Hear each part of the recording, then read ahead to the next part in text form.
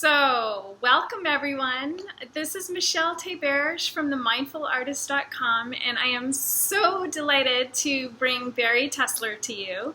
Bari Tessler I know because I actually took her Art of Money course myself in 2013. And then I actually recommended it to my sister, who's taking it now, or just finished it in 2014. And then one of my very dearest friends is taking it in 2015. So I want to emphasize how much I love Bari's work and I really believe in it. And I was really thinking about my community, which is artists, creatives, and how much money can prevent us from doing what we want, or money issues or thoughts or whatever our stuff is around money. And so I just feel like this is such an important thing, a topic to explore together and see where we can go with it. So Bari has so much to offer, and I will just tell you briefly, and then I'll let Bari introduce herself. But she is a financial therapist, and I'm going to have her explain to you what that is if you haven't heard of that before. She is a mentor coach. She calls herself Mamapreneur, which I love, and a dark chocolate lover. So I love all these things about Bari. And I will just turn over to you, Bari. Would you like to just tell us a little bit of, first, what is a financial therapist? And then I'd love to hear a little bit about your story, your journey, because I know you have a creative background too that I think a lot of people will relate to who are listening to this. So, sure, I'll tell them at the same time. It's part of the same story. Okay. So, I always like to say I grew up dancing, and I did a lot of jazz dance, and then I moved into African-based dance. So, dancing for me was both my love, it was a talent of mine, it was my creativity, but it was also how I got in touch with my feelings. I used to shut my door as a teenager and blast loud music and dance, and then come out and be able to even sit with my feelings, articulate them to my parents, understand them for myself better. So movement and dance has been a huge part of my life. So I always thought I'm going to be a solid gold dancer, right? I'm my age, right? In my 40s. So either a solid gold dancer or a businesswoman. And then in my late teens, I asked my parents if I could go to therapy. I wanted to understand myself better as a teenager. Wow. So I feel I do part body-centered movement, teachings and trainings, as well as I'm a part businesswoman, as well as I'm a therapist. I feel like I'm doing all three of those things, but for me, it was my early 20s when I decided, I was living in Israel, and I thought I made up dance movement therapy. I was like, oh, dance and movement and therapy, I'm going to put them together, and how brilliant, I was living alone. I was on a kibbutz. I was running every day.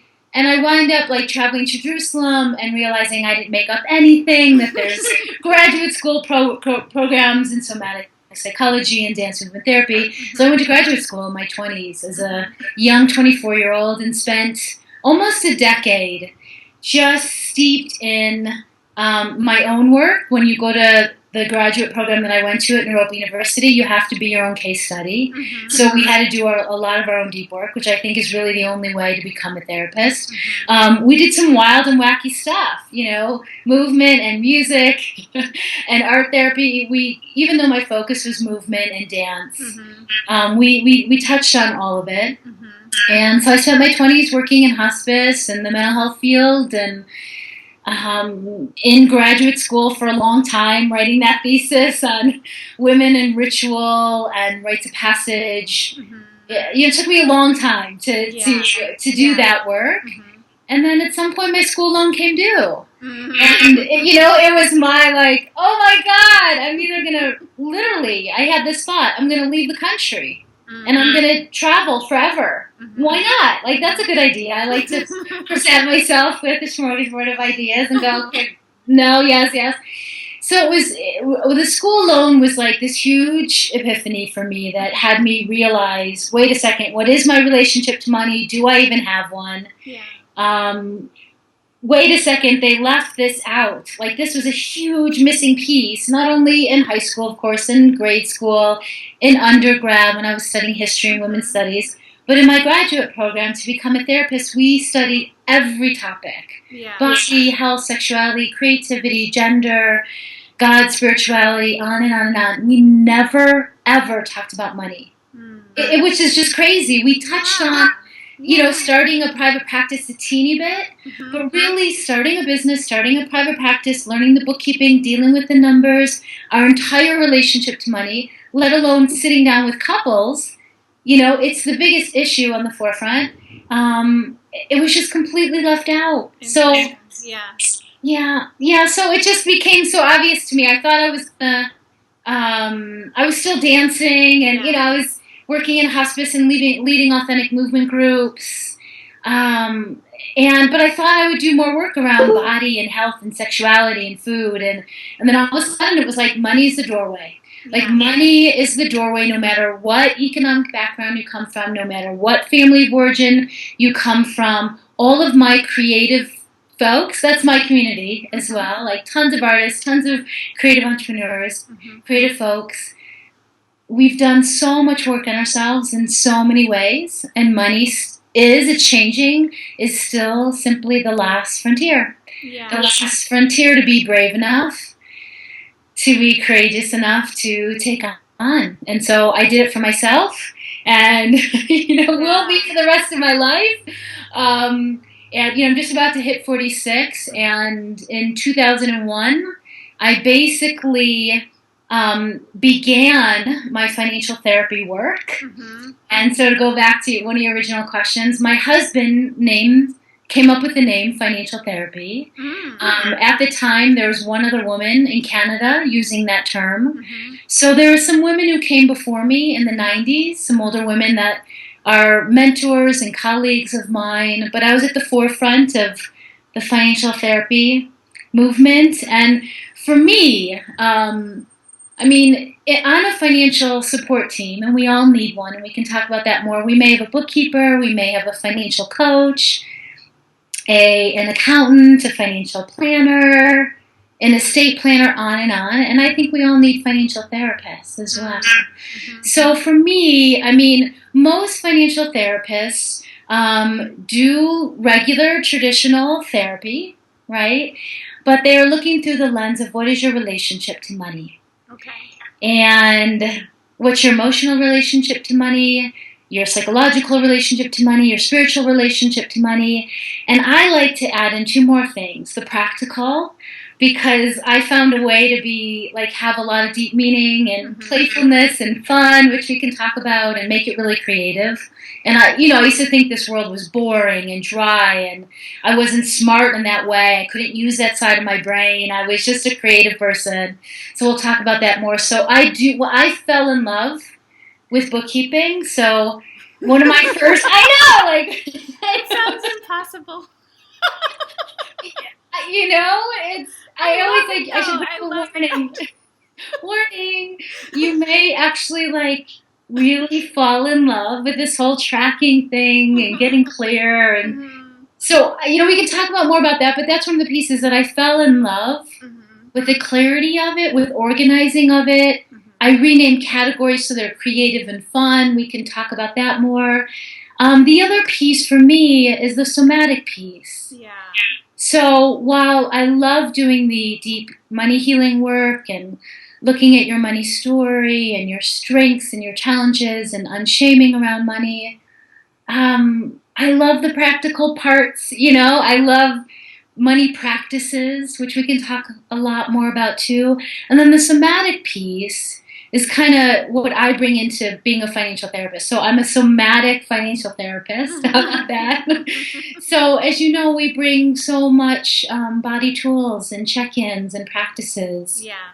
Yeah. I just say something about that? Because that really was one of my favorite nuggets in the art of money. And I have to say, at first, when you taught it to us, I thought, oh, okay, well, I've been meditating for almost 30 years. That's not, I didn't realize how important it was going to be. And there was something different about, it's not, a lot of my meditating is sort of connecting upward or connecting with sort of the non-physical world.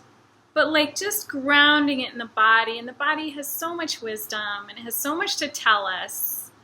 And it gives us such honest, direct feedback. And it's just waiting to be heard, is my feeling. It's just like, just hear me out. I'm here.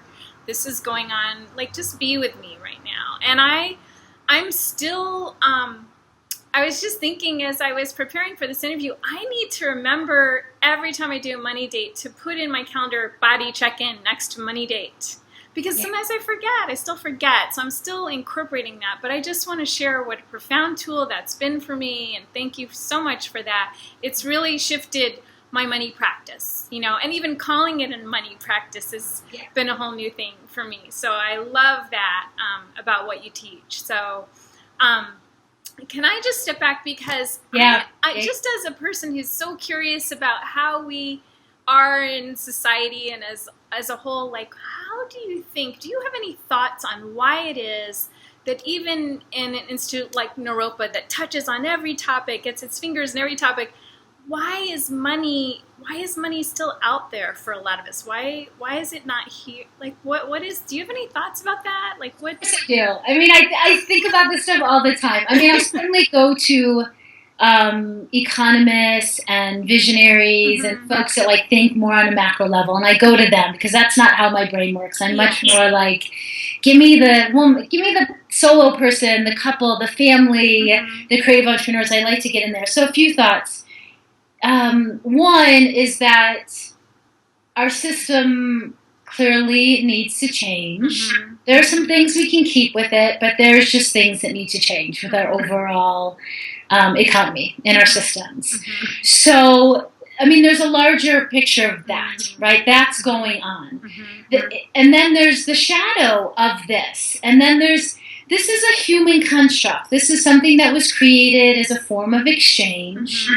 And at this point, we don't even like do those kind of exchanges anymore. It's gone to digits with a credit card. So there's a disconnection. There's a detachment there.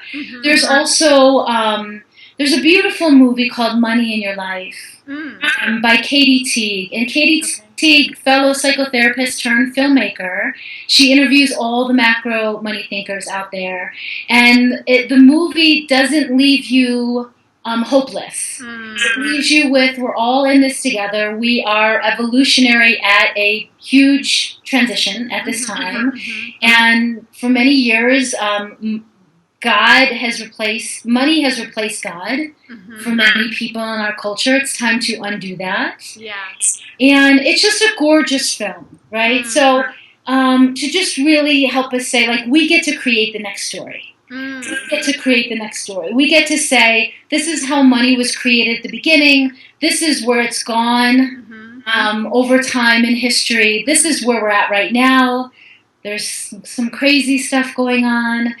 And then for me, it's like we've done so much work on these big topics, on death and dying. We've done so much work on sexuality. This is the next big topic. Just to really get in there and understand, like, why have we projected so much onto this thing? And what does it mean for all of us? And what's the shame thing? Like, everyone I know has a layer of shame or layers of shame, which simply means my money situation is far worse than anyone else. I'm stupid. I don't know how to do this thing, or I don't want to have anything to do with this area of life, or money is evil, or it's not spiritual, or it's not creative. You know, we like when I talk about the emotions, like, it's a huge spectrum, and they're all here from, wanting to fall asleep because you're so bored by this, to like feeling really pissy and angry, like, who's going to take care of this? I'm waiting for someone to save me. That's very real, to guilty, to anxious, to hopeful, to, wait a second, I can retell my money story. I can understand my strengths and challenges. I think it's just it's still in the shadows. It's still such an unknown place for so many of us. And again, we've done so much work on what's our food relationship, what's our parent relationship, and on and on. And money's just one of the last ones, still hanging out in the closets in the shadowland. And you need to bring your attention and love to it. It's like any other big area of life, I call it a garden, and it needs our watering and our attention and care, but not too much, not too little. But you can't just ignore it. Yeah.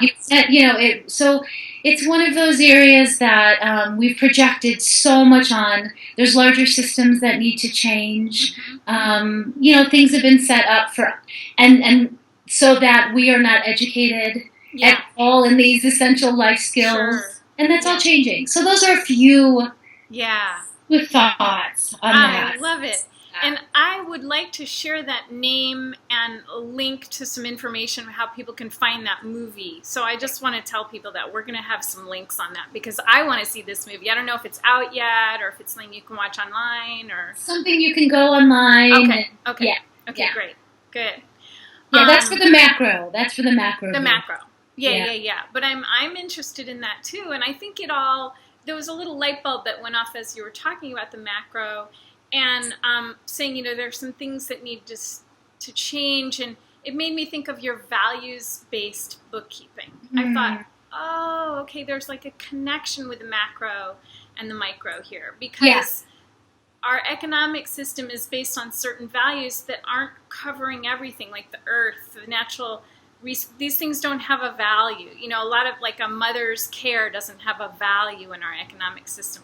There's so many things that we haven't placed value on, so we're making decisions based on, to me, insufficient information. So when you have values that are in alignment with you, what's important to me, then I feel like that reflects that echoes out, that will echo out into the macro picture too, and have an impact on everything.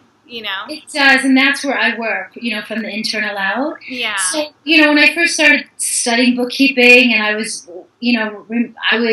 reading about triple bottom line, people, profit, and the planet. People, planet, and profit, not just profit. Yeah. I was like, okay, that's great for larger businesses, but what needs to happen in our personal finances, in our couple finances, in our family households, and all that? And right from day one, I was like, values need to be in here. Like everyone's wanting to align their earning and spending and giving and investing with their values. Like that was one thread. Another thread was simply, if I'm going to do this money thing, it has to have deeper meaning. It has to be sacred. It has to be playful and creative and fun. Like for me, that was the only way I was going to engage with it, right? Yeah. And so for me, the values was like from moment one, day one, I knew I needed to find a way to incorporate them. Yeah. So all my tools, like the body checking, and I want to talk about that a little bit more in a little bit, but they're so simple and that they're so profound. So how we bring the values in is one example is you just sit down and give yourself a half an hour to write out all your values, like whatever is important to you, right? Another thing to do is look at all the ways that you're already spending your money. Yeah. And just start comparing that list and looking at that list. And then starting to rename your categories. And this can be so out there for some people, and for other people it's like, this is the only way I'm going to even sit down at a bookkeeping system and engage. So instead of mortgage or rent, it could be home or sanctuary or love shack or, you can't go that much deeper in that. But so that's more simple renaming. But I'll give a few examples. I worked with someone years ago, and on her value list was creativity. So some subcategories of that were some dance classes and theater classes and an art class. So she started tracking her money, what was coming in, what was going out. Every month she was tracking. At the end of the month, she would look at a report. And this was a big deal, like just even tracking and doing the reports and body check-in and lighting candles and spraying your essential oil sprays and nibbling on chocolate. Some people need a little glass of wine, right? Whatever you need to do for your money date, right? She would get to the point where she would look at her creativity to see how much she was spending in alignment with that value. And it kept being zero after 6 months. So by 6 months, she was like, that's it. This is ridiculous. I'm not living this dream, this value. And she signed up for her art class and her theater class and her dance classes. And she's been in Miss Saigon and Vagina Monologues. And that teeny little renaming and putting it in her bookkeeping as an intention and just renaming the category really, really, really changed her life, right? So that's one. I'll give another example. Debt's big for a lot of people, and there's shame around that. And a lot of us need to go back and say, well, what phase of life was this? Like, what was I doing? Was this a transition? Was this me trying to move from my corporate job into my art full time, or my practice? Like, was I going through a health crisis? What was going on? And then rename that debt. Rename it. Give it a new name. Like, my life transformation. Someone went to Italy during one of these debt times, and it changed everything for her. My Italian experience. So really honoring what that amount of money was, renaming it, and then all of a sudden I noticed people like have the clarity and energy to pay it back and create a plan of how much each month that feels good. So you can rename any of your categories, expense categories, income categories, debt, anything. Yeah. And then I just, over the years, when I used to do a lot more training on this, and now I teach large groups, but I used to sit down and look at people's chart of accounts, which is just their list of categories, and they were gorgeous. And they were so unique and so creative because each person sat down and said, what's really important to me?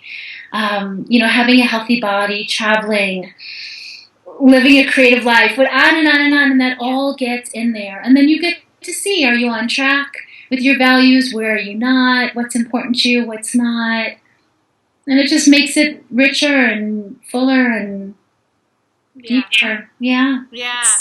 I love it. I realize I still have that's something I haven't done yet. Like, I did it on paper, but I didn't do it in my QuickBooks. Okay. And I think it would be helpful to have it in my QuickBooks when I go through all those, like to have the names in there too, not just in my head, because it makes a difference. It does when you're interacting with it. One of the students in Art of Money 2014, she was a bookkeeper. She is a bookkeeper, so she does this like for a living, and she renamed her categories, and she said it was so significant for her. It seems, again, so simple. Yeah. And to sit down with your values right in front of you, it's so different. Yeah. Yeah. Thanks for reminding me of that. Yeah. So, let's dig in a little bit on the structure of your Art of Money program, because as I said in the introduction, Bari has this amazing Art of Money program that is a year long, and it's so comprehensive and so complete, and there are different components to it, and I'd love to have you share with people sort of what the experience is and going through the different stages and stuff, and maybe I'll pop in and share some of my personal experiences with it if it feels appropriate. I also want to preface all of this by saying, because I know your whole community is artists and creative folks, and one important question that I get a lot is like, why even do money work, or how is this helpful? Why do artists and creative folks even need this? And for me, there's something about artists and creative entrepreneurs that we're so passionate, and we love being in that zone, in that place where we're creating our art. And a lot of us don't want to do all the other parts of it. We just want to do that part. And I know even for me, so I consider myself like a movement artist, and even as a therapist, I still consider, I know it's different, but I consider myself a creative entrepreneur. And there was just a point where I said, well, I can either just only do my art or my therapy and just do that. But there was something that I realized, like, I needed to create a business out of it. And that was like how I was going to create a livelihood, right? And I just remember in my 20s, like, feeling the pain of, I know what my passion is.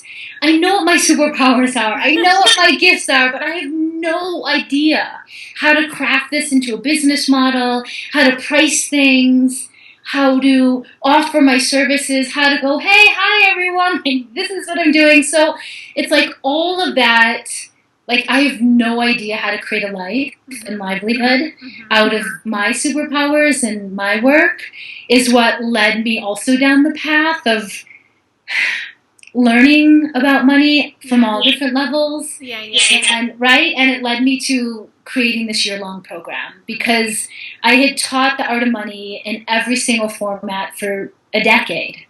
weekend workshops, 6-week classes, 3-month classes. I don't know how I taught this work in a weekend workshop, but I did, right? And it's had, now I'm in my 14th year. So I did 10 years when it was in the conscious bookkeeping format. And then we're moving into our 3rd year of the Art of Money. And so it's always had 3 phases from the beginning. So the first phase is money healing. And the second phase is money practices. And the third phase is money maps. And as you can imagine, over 14 years, the curriculum just keeps evolving and deepening and maturing as I do and the community grows. And so we spend 4 months in the money healing, and it's looking at your money story and understanding what your strengths are, what your challenges are, what you learned from your family of origin that's working, what they never taught you, what was never spoken, what you learned from them that you do not want to repeat, that you are repeating. Just really getting in there and shining, the lens on this area of life. And I don't like to stay in the past forever. That's kind of why I went from a somatic therapist into more coaching or mentor coaching. It was like, because I like to go to the past a little bit and like pick up the gems, and then I want to move forward, right? Because I want to change and see what new roads we can get on. So a lot of deep work, and you go as deep as you need to go. And we do forgiveness work, and we create money healing rituals, and we just do a whole piece on really getting in there for 4 months. To understand your story. Along the way, we have community calls for 2 hours where I get on the call and do little mini coaching with about 5 to 10 people each call. And whenever someone speaks, we know that person's issue or question or stuck place represents at least 50 other people on the call, There's also guest teachers all along the way. So I interview some of a lot of my colleagues on money and couples, money and food and the connection in our body, money and creating a money healing ritual, money and somatic practices, and on and on. So that's what's happening in the money healing section, right? And then there's a whole secret Facebook group where the whole community gets to interact. And this is the thing. Some people love the Facebook community, and other people will have nothing to do with it. Or they'll just watch and hear other people talking about their money stories, and it just is unshaming. Just by witnessing and observing other people being willing and brave to share what's really going on. And my community shares in a really beautiful way. It's a very safe, beautiful community. And then the next 4 months, we go into money practices. And we do a whole piece on what is a money practice on a practical level. What do you do? And what are money dates? And what can you do daily and weekly and monthly and yearly? And what are bookkeeping systems? And what are all the options? And we help you choose one. And financial support teams. And my God. And then again, community calls each month and guest teachers on bookkeeping systems and financial support teams and taxes and what else is in there. There's 3 threads running through this whole thing. And then I'll talk about the third phase. There's always folks doing personal finance work on a solo journey. There's couples in the community, so there's going to be couple money teachings, and then there's a lot of creative entrepreneur money teachings woven through. And each year we add, like last year that was a big bonus, was the creative entrepreneur bonus. And then the third phase is money maps. And that's when we get into what are the visions, what are your dreams. Some people love this part. They're like, let me get to the visions and dreams. And other people have a really hard time dreaming. That's scary. And of course, I like to connect the visions and dreams with the numbers, and I call that the money map. And we do 4 months on creating basic needs money map, a comfortable lifestyle money map, an ultimate lifestyle money map. More guest teachers on overcoming under-earning with Barbara Stanny. More guest teachers about cash flow and being an artist and being an entrepreneur. And, how do you do the practical part of it and in a fun way? And who do you need on your team? And that's kind of it in a nutshell. I mean, the other thing is that it's one baby step at a time. Yes. And, some people go, it's a year. Oh, my God, how do I do a year-long thing? And But again, I used to teach this in shorter formats, and as I was maturing and as the community was maturing, last year we had close to 400 students. Every year we grow, right? So it just became clear that this is lifetime work. Yeah. This is a long journey. I'm updating my financial identity, my support team every year, adding new practices, letting go of old systems that don't work. So in a year-long journey, of course, you don't have to do every exercise or keep up. Some people do every exercise and keep up. Other people pick and choose, jump around. That's one of my really essential side teachings, is that you listen to your own rhythm and that you pace yourself and you're checking your body along the way, and on and on. So that's kind of, tons of guest teachers, tons of community support for those of you who want it, an incredible online private member area where everything is kept in a library and monthly missions. And we had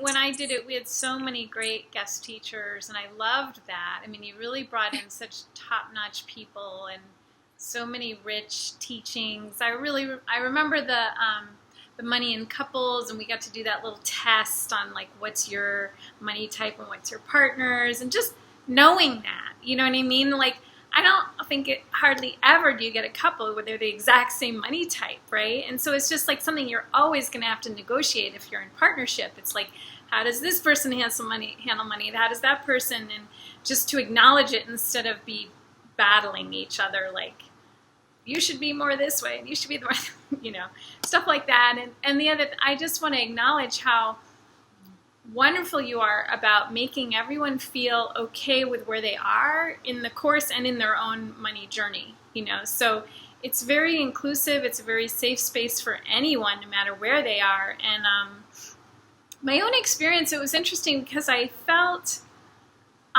actually felt more accomplished than I thought in my money realm. Like, I realized, I have dealt with this, and I dealt with a lot of the pieces, but it was still totally useful to me, even though I already had a bookkeeping system in place, and I had done Quicken and then moved to QuickBooks and before I started the program, so I had kind of done that research, but like I still had, it was like refining and just tuning the knobs a little bit, and then picking up some pieces that I hadn't picked up and adding some things in and the money ritual. But I just appreciated so much how no matter how many times it had to be said, and it's something like every single call, someone was like, I'm so behind, and you kept having to say over and over, there is no behind, and just trust where you are, and, follow your intuition around it. And I think artists can really relate to that.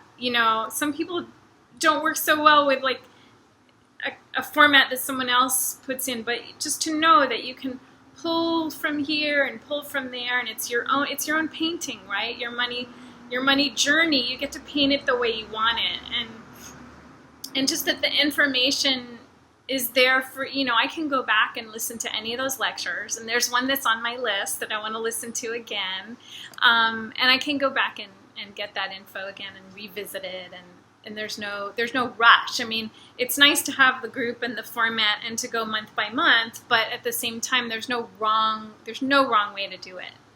Every way is right.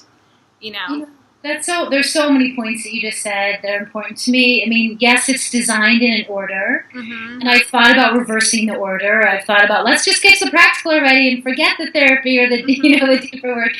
And yet it is designed in a way that I've seen over the last so many years. This is the best way to do it, right? And then, of course, some people are doing a little bit of the money healing with the practical. At some point, you realize the money healing, the money practices, and money maps all need to be working side by side with each other, right? And so there is a nice structure, and it's designed in a very step-by-step, baby step way for those who need that.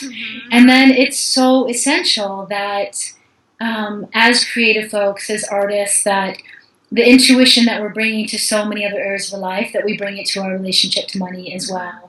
Because we think that somehow it shouldn't be there, or it should be different. And there are money teachers out there that will tell you exactly how to do it and in what order.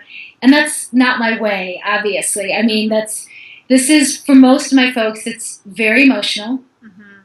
Not everyone. Sometimes I get really practical money folks who take my work, and they're managing huge budgets for other people, but they're not gifting themselves their own bookkeeping system, or they're not doing their own visioning or money maps or their own body check-ins, or not, So, and I love how you also said that you were just fine, like you got in there and realized that you're doing things much better than you thought, or that you have things in place. And so some folks are really at the beginning of their journey. Some people are in the middle. Some people are like you, where they've done a lot of work. You don't even realize how much work you've already done, right? You already have a lot of the pieces in place. So now it's just fine tuning. And as you go and updating. And really, last year there were 17 countries all over the world. So there are folks at all levels, all ages, from 22 to 70 years old, men and women, a lot more women. Sometimes the men come solo, sometimes they come as a husband. I get a lot of female couples. But the pacing is so important, because we need to learn that the way, like, part of our superpowers is how creative we are and how intuitive we are. And we get to actually put that and bring that to our relationship to money as well, and how we set up our money practices and how we set up our business model. Again, I like being savvy and smart and learning all of that, but it has to be coming from an intuitive place and creative place. Has to be.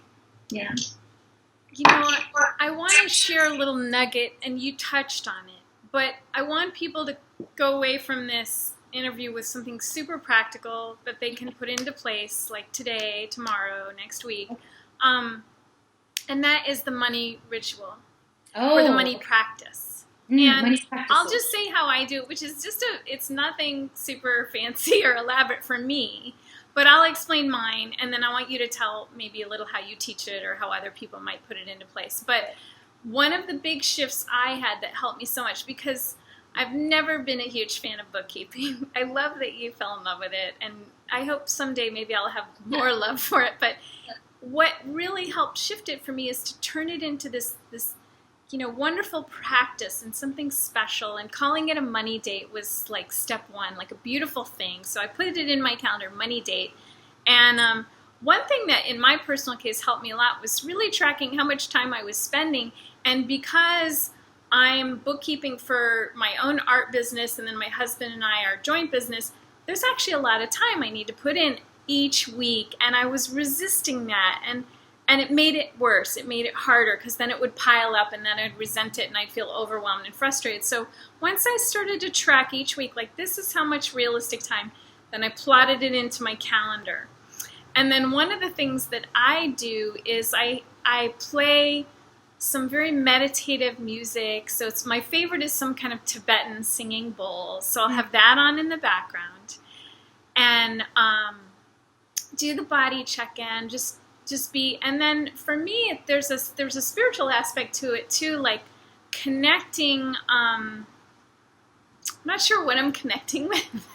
I could call it like the spirit of money or something, or just, it's more like appreciating the presence of this flow in my life, of good and all the wonderfulness. But in this specific form, it takes money, because I have so much beauty and wonderfulness in my life. But right now we're focusing on this form, and that is the money that flows through in my life and enables me to do these things. So I connect with that a little bit.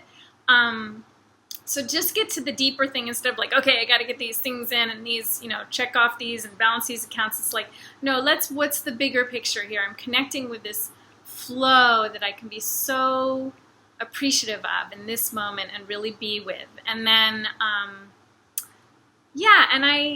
what else? Do I have any other little pieces? I don't do chocolate.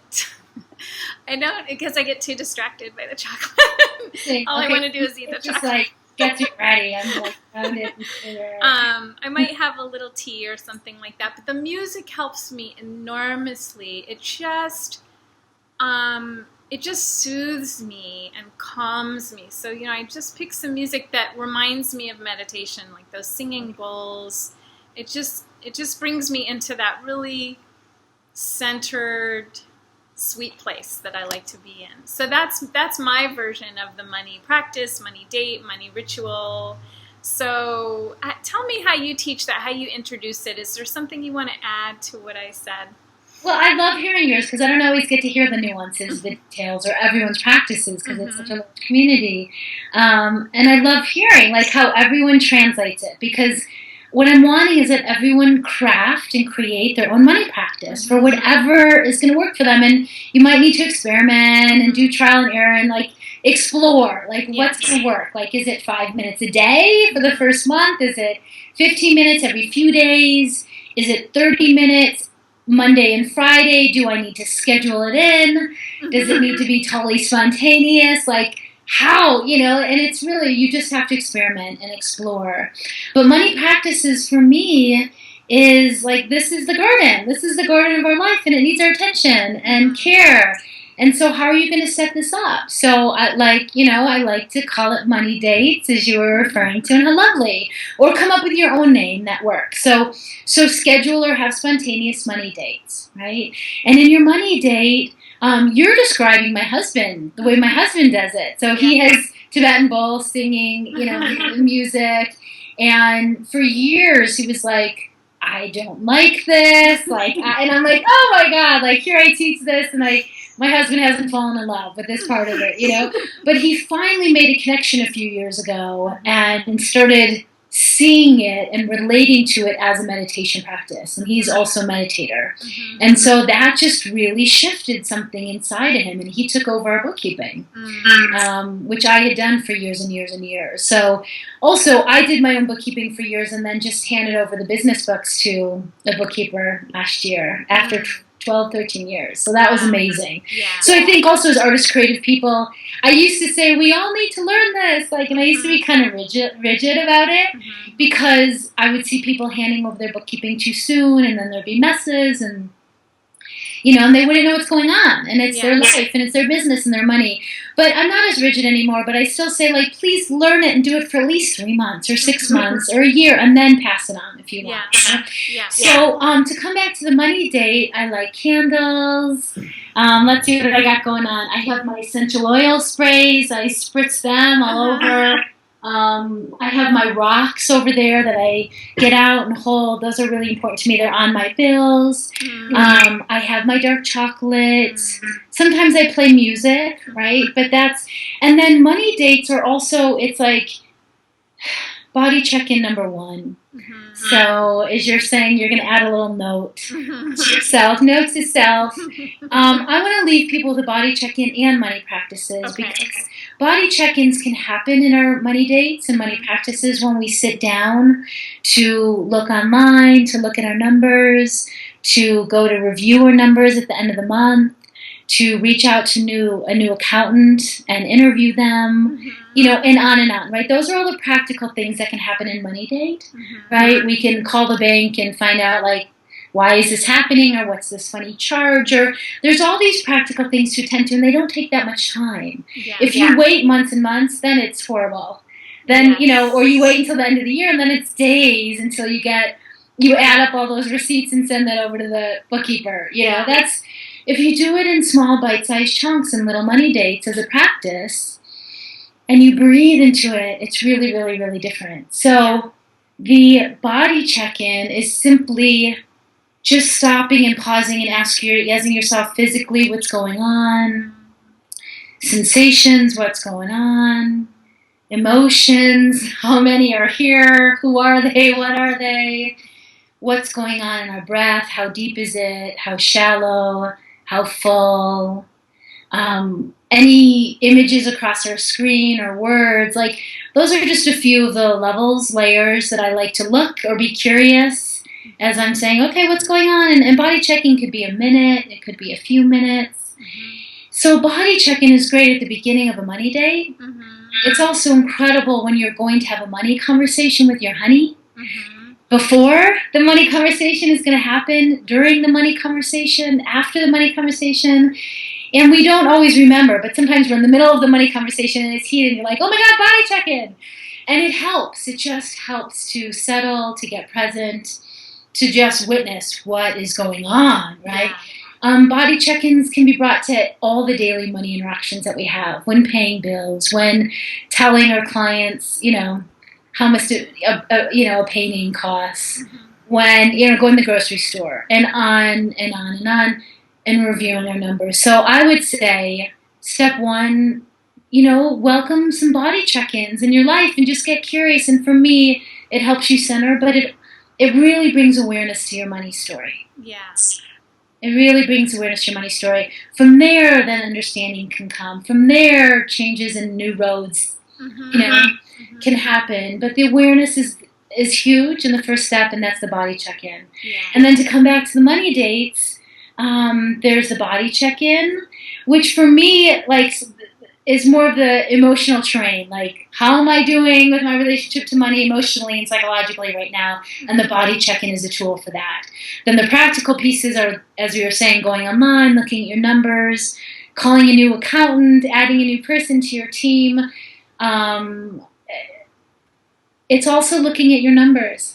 Yes. It's also looking at your numbers, which half the people that come to me are terrified to do, have never done, have never tracked. So that's like a huge thing into itself. Then definitely add the music and the candles and spritz whatever you need to do, and learn how to look at your numbers. And for me, it's not this black and white thing. It's not bad or good.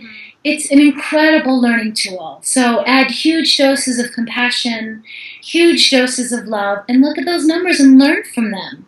That's where the values piece, if you add that in, then you get to really see, where am I on track? Where am I off track with my values?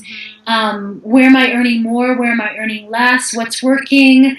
What do I love to do? What do I not love to do? What do I want to continue? They're just an incredible review. It's more of a monthly review that I do, and then quarterly review and yearly review. Yeah. So there's that, and then I'll end with the spiritual piece, which is similar.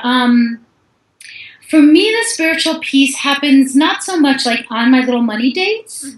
They happen more when I go out on my hikes every day. And I hike out my door. I live in Boulder, Colorado. Walk out my door and I hike almost every day, about 6 days a week. And that's part of my life practice, but I know it touches on my relationship to money and body and everything, And for me, in that space when I'm hiking, I'm doing a lot of work around trust. Yeah. Trust in life and trust in seasons and trust in phases. And that's a huge one around money, that a lot of us, just like we don't know we can bring our intuition and creativity into the money realm, we also don't know that, wait a second, if there's seasons and phases and ups and downs and ebbs and flows in life, there's going to be in money too. Yes. And it's up to us to get comfortable or to understand what phase we're in, be really honest with it, learn from it. So a lot of the spiritual work would have to do with, some people call it abundance, I call it more thriving, cultivating trust, tithing, thriving. There's one more. For me, part of that work happens on my daily walks as I'm cultivating a deeper sense of trust. Nice. Yeah. So again, everyone, just bring the body check-ins. That's number one. I think that's my number one tool, meaning people leave the year-long thing and say that was one of the most transformative.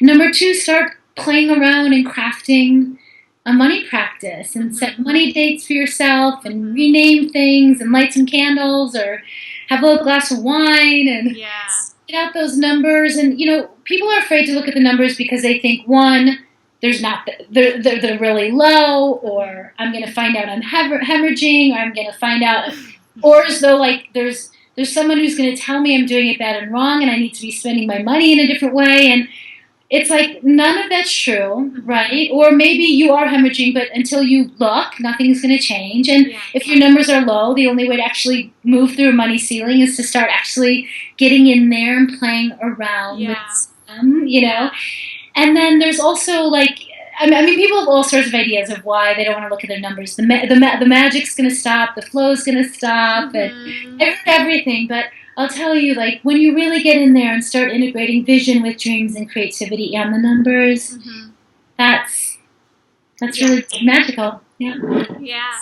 I want to add, too, that I just want to make it clear, we're talking bookkeeping systems, and I was mentioning QuickBooks. I mean, if that's not where you are, that's fine. Like, there are people in the program, and I think, Barry, someone in the program, it might have been you, shared, like, putting the bank statements in the trash as soon as they came in. Like, whatever it is, it's okay where you are. You know what I mean? There's no like, point you have to be in. You just start where you are and then work it, like you said, the baby steps, I think, is so important, because I think we're all at different spaces and phases in learning about money and how to handle money. And maybe you're just out of college and you've never had a bookkeeping system, and all you've had is one, checking account maybe and a credit card. And now it's like, oh, how do I start my life? So I feel like no matter where anyone is, it's fine, and I feel like people can learn from you wherever they're starting. And I just want to really encourage people to go to Bari's website. She has so many great articles and video interviews, and there's so much there. If you want to go deeper, she has this program that starts at the beginning of the year that's really, like I mentioned, I've taken it, and it's really wonderful.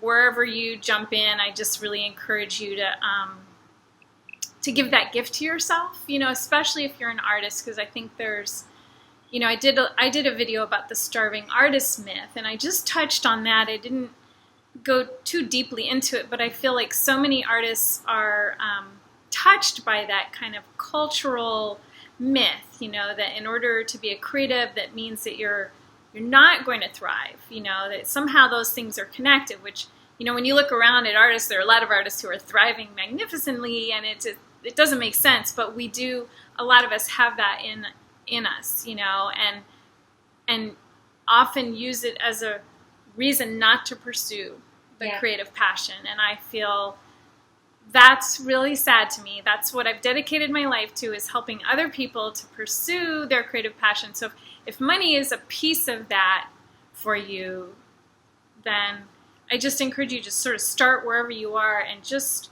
to start to peek in there and to start to address it. And I feel like wherever you are, there's no reason you can't shift it, no matter where it is, no matter how difficult it may seem or insurmountable, there's always room for growth. So that's so important to me, to be dispelling the myth of the starving artist. Yeah. Or that if you're a healer, it's not spiritual. It's like those are all the things that they're so similar, because my community is both. And it's just not true. I mean, so for anyone who wants to have a livelihood as an artist, which is your entire community, and wants to thrive, we have to understand our relationship to money, and what it means to us. If we don't, it will bite us in the butt, at some point. Or if we just want to ignore it or just like pass it on. I love teams. Like, I co-write all my articles with someone else because I love to talk and speak, but writing is very, very, very challenging to me. So just like getting a bookkeeper, like, you might need people on your team to set it up so that you thrive. Yeah. And it's a business, and that's not a bad thing. That's not a negative, bad. I used to think it was. You were telling my story. I used to throw away